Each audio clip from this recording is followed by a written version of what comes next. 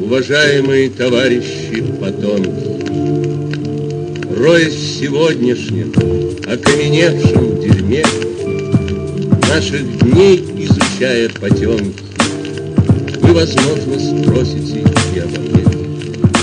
И, возможно, скажет ваш ученый, кроя эрудиции вопросов рой, что жил где такой певец кипяченый и ярый враг воды сырой.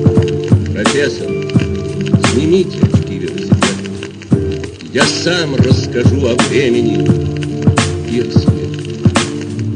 Я ассенизатор и водовоз, революции мобилизованный и призванный, ушел на фронт